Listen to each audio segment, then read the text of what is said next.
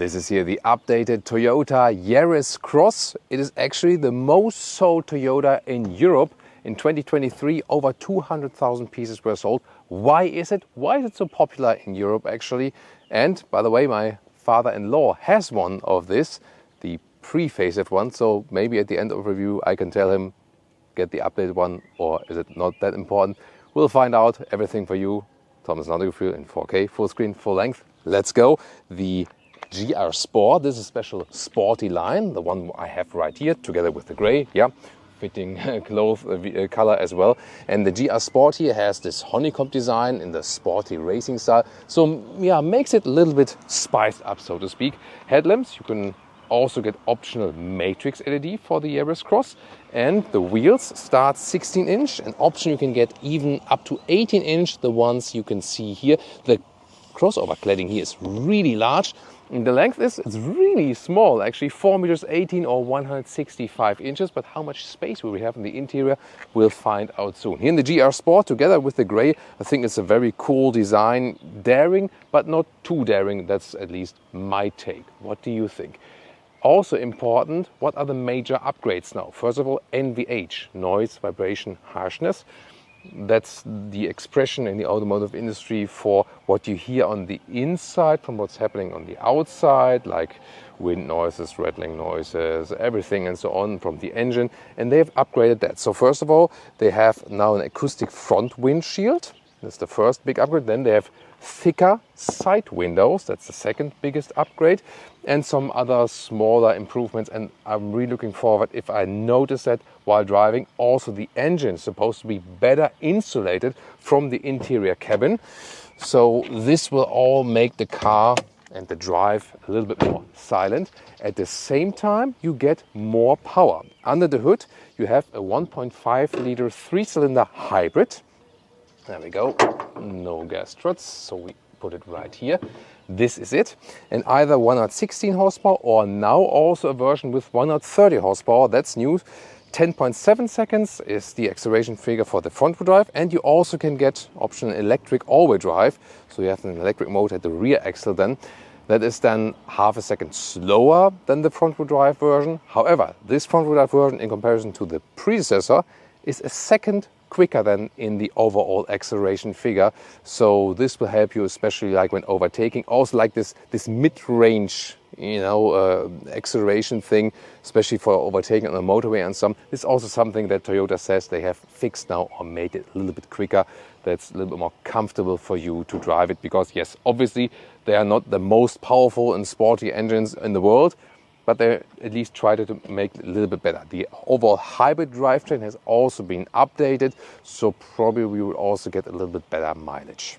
In the shade here, you can better see the shape of the vehicle. That's awesome, right? And also here, the rear light strip. I think it looks really cool. It has like an inbuilt rear wing, but then you can see the light signature when it's on. It's just outside, but not inside. A little bit deceiving, isn't it? Then the GR Sport has this massive, it's like a small SUV and it's like a huge diffuser sports car style. Look at that with the honeycomb structure. Wow. 170 kilometers an hour is, by the way, the top speed for this one. And you get the GR Sport badge. And the big question is, of course, what does fit in the trunk? 400 liters. We have 320 actually for the all-wheel drive model because you lose a little bit, because of the all-wheel drive system. And this is a very interesting splitter here. But first of all, the measurements quickly. This is 1.40 meters in width. And this is here 80 centimeters or 31 inches in length. Not too bad indeed. And this here then the split here. You can do it like this underneath if you want to store it like this. Or you can also put the whole thing out. That would also be possible. And yeah, they are not too heavy actually, so why not? Unusual, but why not? Underneath could be also used for a full spare tire if you like that. And the way you put that one in, then you have not such a high loading sill, or maybe you could put something underneath and so on. This cover here has pro and con. On the one hand, you see it's like wobbly and what about the quality? But then actually one of you told me, and I'm also constantly learning by the comments, for example. That's why I spend so much time of my daily time with reading your comments. That's really true, because I just love to keep like the interaction and actually also learn, because there's sometimes like some good ideas, because someone of you said, this might look weird and wobbly, but then again, when you put something underneath, it's flexible, it's not hard, so something higher can still fit in there without this being pushed up too much, and it also holds the luggage underneath tight. So that is the pro thing about that. And then I can also reach over, since it's quite flexible, like this, and I can also fold the seats 1/3, 2/3, but you can see here, this only folds flat when I put the front seats in the front, like this, then they fold down, and then I can put them back again. You have to do it with some vehicles like this, put them back again, that's fine, just a little bit more work. Key fob looks like this, GR badge here on the side. This 30 here is just the number of the vehicle on this event. It's not there for the customer actually, but also looks racing style, right? Then door closing sound. Yeah, I really love it from the exterior, but that's obviously something that Toyota is not paying attention to at all. Maybe if they watched a little bit more Autogefühl, then they would also advise the engineers to upgrade the door closing sound, right? So best greetings to Japan. This one here, by the way, is built both in Japan and also in France. In France and for the European market, huge plant. I heard it's even the most produced car model in France at the moment, not from one of the French manufacturers. That's also, but I mean, like, considering they build like over 200,000 per year, that's really reasonable. Huh? Wow. Then inside of the doors, it's structured somewhat, but hard pack. Oh, yeah, it's really hard pack. And then here also, this is like a fabric covering, but it's not soft underneath. It's hard underneath, at least a fabric covering.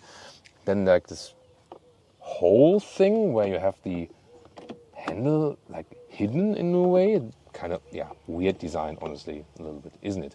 Door pocket also not covered at all from the inside, but nice GR entry badge, and also the GR Sport badge at the floor mats, so that's cool. And also then here in this trim, GR Sport steering wheel, some red contrast stitches, real buttons at the steering wheel to control everything. That's also cool. Right side, for example, also for the cruise control. And one of my favorite seats here, they are pretty cool. So here in the GR Sport you get microfiber, and the red shines through from the background. That's pretty neat, right? GR Sport badge is also embossed right here. And let's take a seat, see how comfortable they are, because again, it's a small SUV, but then you think European roads, sometimes it's narrow and traffic is increasing and so on. But at the same time, as a tall person, you have good seating comfort here. That's lovely. I really like that. And when you look at the cockpit and so on, and this GR Sport trim, I understand why my father-in-law actually picked this one, also in the GR Sport trim, because you sit down and you immediately feel like, oh wow, it's like I get in a good mood. I like that. I want to drive it. It's just fun in a way. That's cool. I was so serious when I said, oh, it's just fun. Let me repeat it. It's just fun. That was more nicer, right? Sorry, I'm German. Then here, 189, 6'2", still have some headroom left. Yeah, I'm on the joke side today. Michelle is laughing all the time behind the camera. I also have to be serious a little bit. And I would say we take a look at the cockpit now, Michelle. Maybe walk around. All right, now I'll use the force to open the door for Michelle. And the cockpit perspective, really cleaned up overall, I would say. This is here so much soft touch also on the dashboard here in the structure. Also here, it's not entirely hard. Glove box is also dampened. Yeah, I like that. Well done, Toyota. Remember, this is also a sister model to the Lexus LBX, by the way. And what we see here, especially in the GR Sport trim, is maybe not worse at all. Upgrades here, especially for the infotainment and the instruments.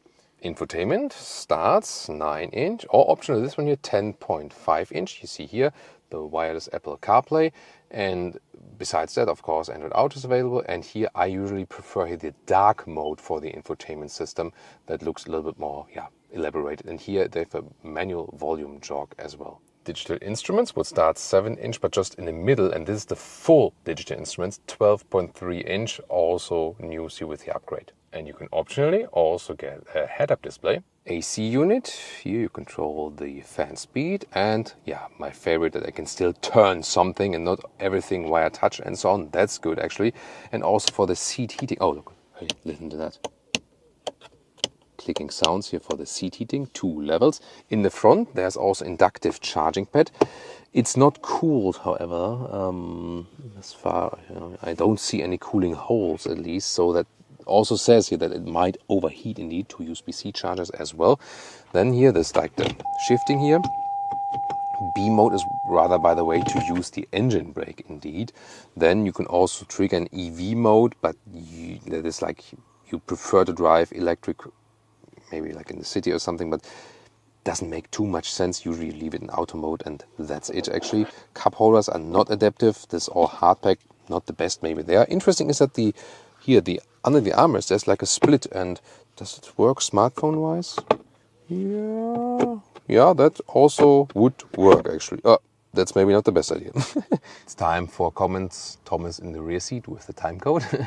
Here, hard pack at the rear doors, also nothing covered here at all. And then that's the thing, you know that probably you already taken from my comments that I really like this vehicle, but the only thing it does not offer, but it's also a short vehicle, is rear legroom, not too much. But I mean, considering the length of this vehicle and that I can comfortably sit here as a tall adult in the front, you see here when I put my knees forward, yeah, but when I just put my legs like a little bit outward here, it still somewhat works. And also headroom wise with 189, 6'2", no problem at all. So maybe not for tall adult proof, but you see here when legs are like this, then it somewhat works. In the middle you could also sit actually, and you can also pull this one thing only down like as a ski hatch, and then you have hardback cup holders. I mean, it's an interesting idea, right? Isn't it? So maybe unusual, but okay. And yeah, I mean, when the front seat is pushed a little bit more forward like this would be more realistic. Maybe this also works. You can drive the vehicle more or less with 4 taller persons. It's okay, but in the middle part is like, yeah, just maybe for a shorter trip. Still, the usage of space overall is excellent, I really have to say. Yeah, then of course we gotta drive it, and later on tell you more about consumption and also the price. Interesting detail, when the ignition is on and I switch between the auto headlamps and the daytime running light, see the lower part there, this is only active when there are the auto headlamps and the car is actually on. So that looks also cool with this vertical signature, and even more interesting, here the turning indicator in the front then replaces with the vertical signature. And in the top matrix LED trim, you can see here also cascading turning indicator in the rear. Wow. And the second exterior and interior, if you don't want to go for the GR Sport, this is here a Premier Edition, so also a higher trim level. And Urban Khaki is this vehicle color here, something different, mint green something. And you see the non-GR Sport version, here has a different grille then in the top and also in the lower part. Interesting gray contrast here. I mean, this is also a nice choice, isn't it?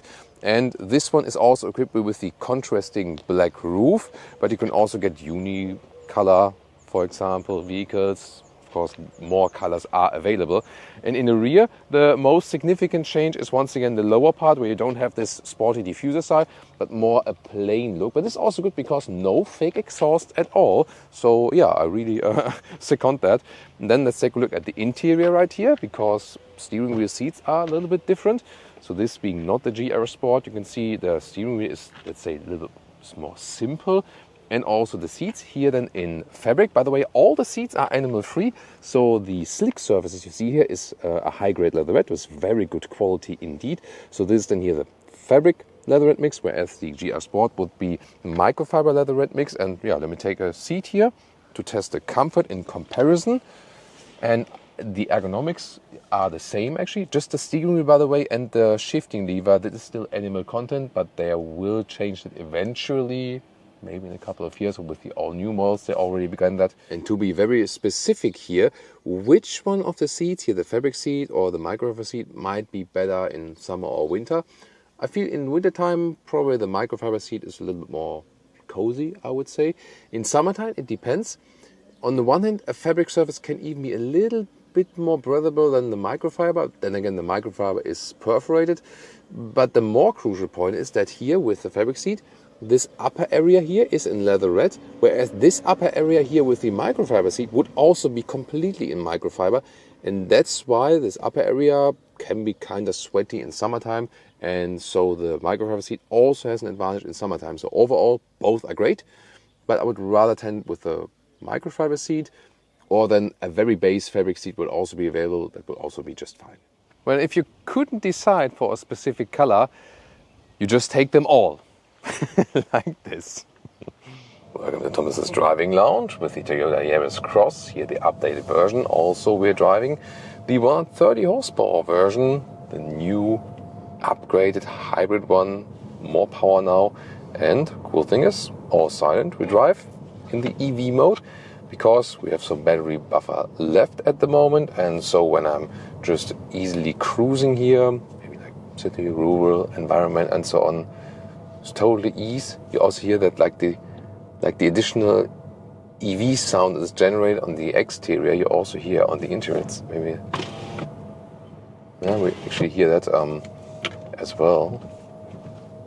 And then when I'm driving a little bit quicker, then it's actually gone.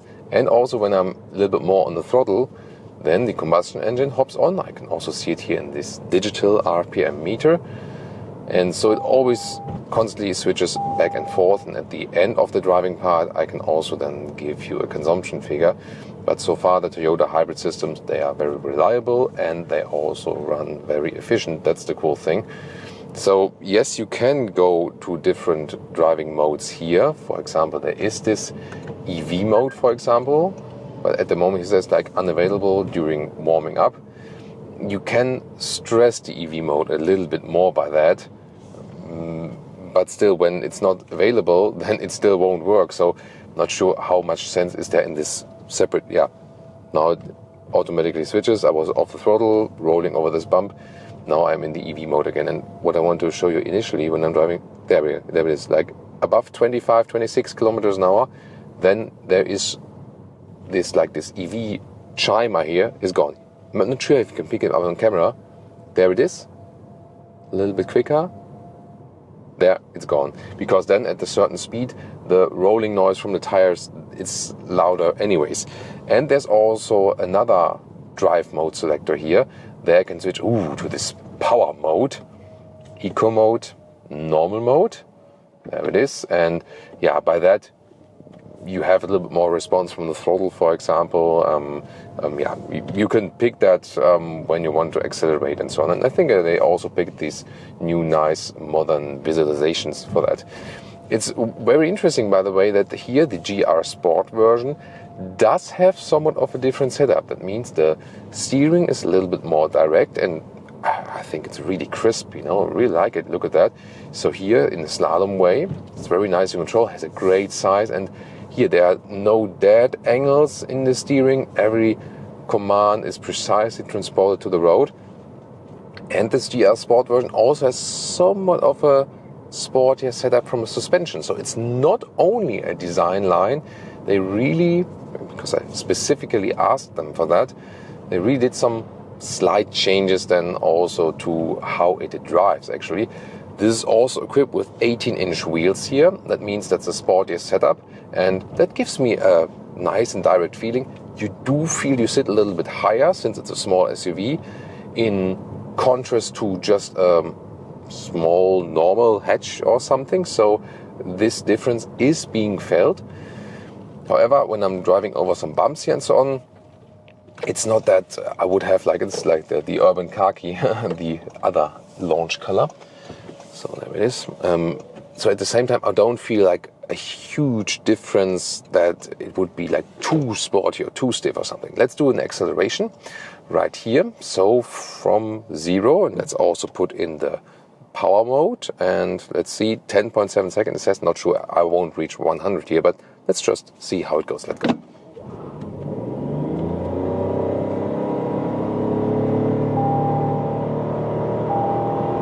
That's 80. It's enough for now. It's actually quite good, and definitely more powerful than before. And they actually really worked that over the whole, RPM curve and so on. You always have more power available, also while overtaking and so on. That's actually quite nice. Here now a little bit bumpier. Yeah, you do feel it, especially with the 18-inch, but I think it's still okay somewhat. If you want more comfort, you have two possibilities. A, stick with smaller wheels. B, don't pick the GR Sport. However, my estimation is that getting smaller wheel size will do more for your comfort than just not getting the GR Sport, you know what I mean? Yeah, but I think overall the setup is really nice. It feels like a fun, small SUV. That's what they definitely achieved. And, you know, I had this feeling initially when I just got the looks of this vehicle, and it really delivers what it promises. That's actually a very, very cool thing to have. Now it's some potholes here. Yeah, you do feel it when the road gets a little bit rougher, that it's not like a, you know, like large adaptive suspension vehicle or something. That's not happening. But still, the main purpose of that is to feel agile and also good in the city and so on. And that's working very well. Also, nice sound when it's really tight here. Nice sound when I put in the turning indicator. That's fun. And well, you have the 3-cylinder petrol engine in here as base for that hybrid. And the fun thing is that the 3 cylinders, they always sound cooler somehow than the 4 cylinders, don't they? So yeah, that's definitely also something to consider. And by the way, you maybe sometimes hear this speed chime. For the EU market, it is mandatory, but there is a way actually to deactivate that. And it's a little bit they don't get any hotkeys or something for that. That's not their philosophy. You have to hold them. Here, select settings. There, yeah. Just press OK one time, then go to RSA and then turn it off, and then the speed chime is actually off. And here we can do acceleration one more time. Let's close that for you. Let's see, and let's go. A little bit of spin in the front.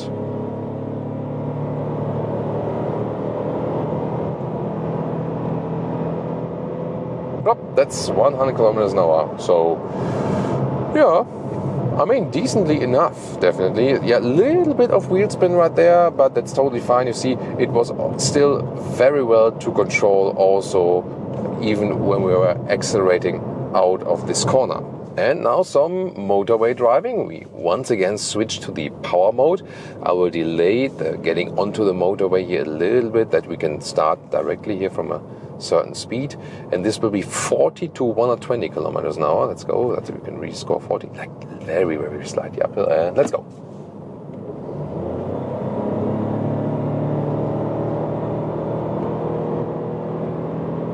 That's 90. I have to stop here. So this is 40 to 90 kilometers an hour. Very nice, yeah, but due to that I can do some more 80 to 120. Let's go.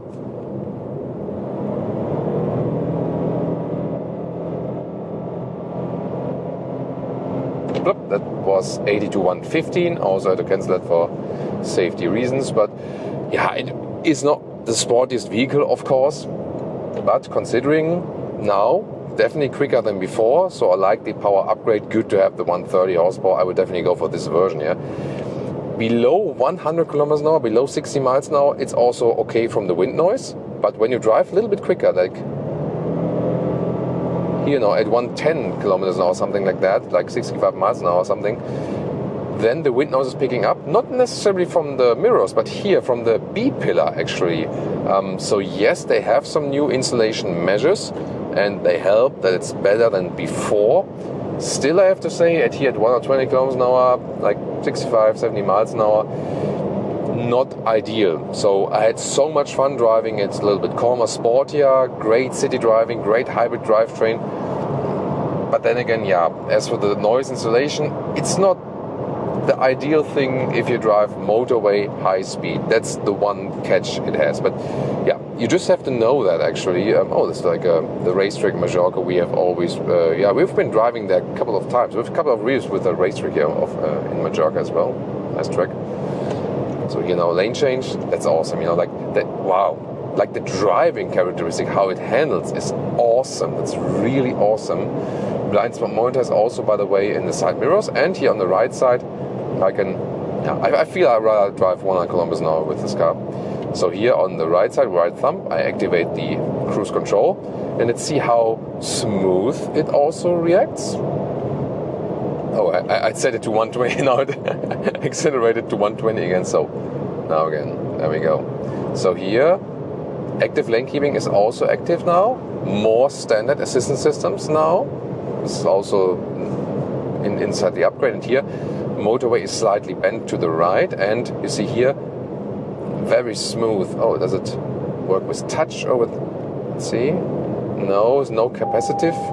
So yeah, the steering needs some movement that still knows you're there. So it's still level 2, but I feel it's very good as for the, see, there's no hectic movements and so on. So very satisfied with that.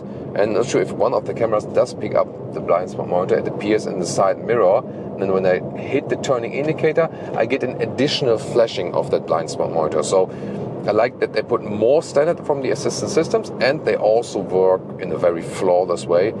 Yeah, my most favorite feature is really like the seats here, also great for tall people, and every lane change is so much fun. So I'm surprised how great and agile this car is handling. The only catch is the wind noise at higher speeds. Even though they did these insulation measures, they could not achieve it that it's really very silent on the motorway. That's not happening yet. And I could do the lane change all day. And the other thing, the catch for tall persons, so here my right knee, it does work, but it's kind of narrow between the steering and the middle console. It directly fits in, but that's about it. So these are the only two catches. Other than that, here for a small SUV here, it's really so much fun in driving, and I really liked it as a small car choice overall. Hybrid drivetrain, of course. One of the big things here is always, what about the consumption? But before we talk about consumption and final conclusion and so on, we will quickly drive here the non-GR Sport model, because Toyota said, as you maybe remember, that the steering and the suspension is a little bit different with the GR Sport model. And yeah, let's just try to find out if that is any different actually. So, of course, the base feeling is more or less the same. We also have 18-inch wheels mounted here, so we can very well compare. And let's see then how it turns out when I'm running over these speed bumps, for example, and when the road is a little bit uneven and so on. Steering wheel feels a little bit different because it doesn't have the perforation. And here, maybe slightly different indeed. It's a little bit like when, these, let's see if it also changes in the driving mode. That doesn't seem to do anything, but there are a lot of vehicles that when you change the driving mode from normal to sport, then the steering characteristic changes a little bit, and that's somehow how it feels. So indeed, the GR Sport steering feels a little bit more progressive, I would say. That's my impression. It's not that this one is bad at all. It also has, no dead zone area and so on, but definitely, here I feel it more. There is some command, but I feel like when I do like this with the GR Sport, it already would do more. So the progressiveness, let's call it that way, that is a little bit better with the GR Sport. So steering, I would say I really like more with the GR Sport, both for sporty driving and also for comfortable driving. Suspension-wise, it's really tough to say. I really hopped from car to car now to really get you the best experience, best difference. But Michelle, what would you say? Do you feel any difference in suspension as a passenger? It's really tough to tell, So maybe here, like in this plop, plop, and then this bump here. It's maybe a little bit softer, but it's not the world, It's not that we say, hey, the GR Sport is rather uncomfortable, sporty in a way, and this one isn't. No, I would rather say that they do come close. Maybe it's slight difference, little difference, but the bigger difference will definitely be, as I expected, when you pick smaller wheels. So GR Sport, you can definitely go for it. You don't lose comfort. Yeah, maybe there's a slight difference. And if you want more driving comfort, then it would definitely need to be just smaller wheels. That's the way you can also individualize that. Pricing, well, here in Europe, they are not that cheap like you get some entry levels in the US from Toyota. So here, 29,000 euros up to around 40,000 euros. For that size of a vehicle, it's of course quite expensive, but it's only like all-wheel drive, highest trim, GR Sport, and so on and so on. You can also get some mid-trim level vehicles. So yeah, it's not cheap in a way, but other cars are not cheap at all. Car prices have risen in general. And what's also really good here with Toyota, they always score very good results in reliability rankings. So you can very well also not only lease one, but actually also buy one without worrying that it will break down or something. And consumption, something between 4 and 5 liters on 1 kilometer, so like 55 mpg US, 65 mpg UK. So of course not that much, quite efficient, but it's also a small vehicle. And recently, for example, with the Skoda Octavia, which is a way larger vehicle, is only MHEV, mild hybrid, we scored something similar actually. So yeah, but still you can be satisfied. It won't cost you much money as for the fuel, that's for sure. And also interesting that in the statistics of how often we drive all electric is most of the time that we drive more than half of the time we drive electric. That's also, of course, good. Also, as for the CO2 output and maybe like inside the city, less fumes and so on and so on. And then, yeah, what would I tell my father-in-law? The upgrades are definitely very nice with the more power and, you know, some more refinement on the interior and so on. That's definitely cool. It's not exactly a reason to ditch the previous one, like the pre-facelift. There, the gap is not too large, I would say, but definitely another reason to pick this one here as a small SUV. I think the overall performance is very decent, and you should check out some of the competitors.